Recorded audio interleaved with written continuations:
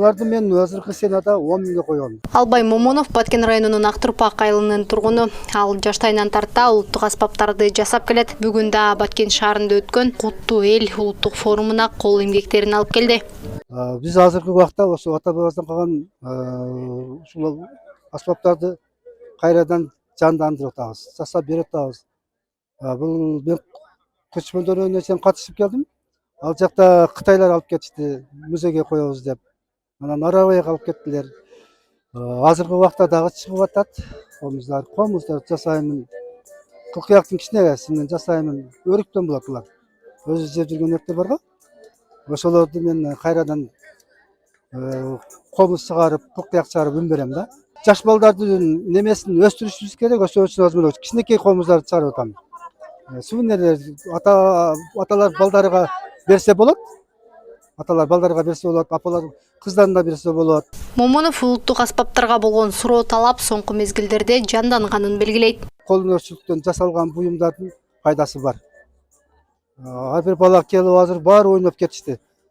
Кандай жакшы экен деп көрбөгөн нерселер көп экен да. Бүгүн өтө жакшы күн болду дейм менчи. Себеби мен азыркы өсүп жаткан муундарга дагы келечекке өтө жакшы бир неме болду да.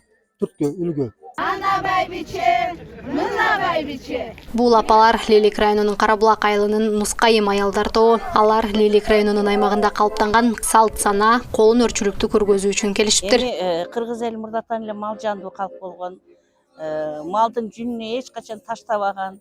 Аны алып, мына көрүп атасыңар, минтип жууп, тазалап, сабап, анан кийин мынтип тытып, анан кийин ийрип, ийригенден кийин анан минтип чыйратып, анан мага окшоп эң акыркысын түрүп отурат.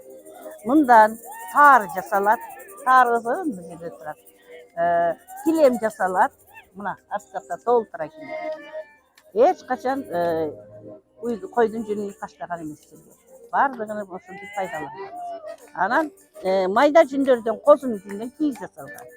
Ушуну кылыш керек. Бул ден соолукка өтө пайдалуу. Айрыкча кийиз, килемдер.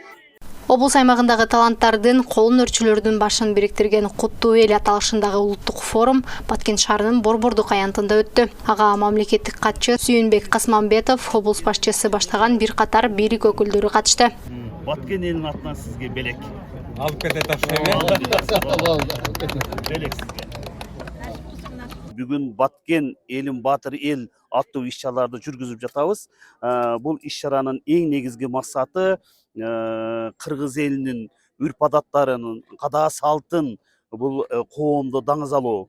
Ошону менен бирге келечектеги муунга жеткирүү. Ушундай максатында бүгүн Баткен шаарында ушул иш-чараны өткөрүп жатабыз.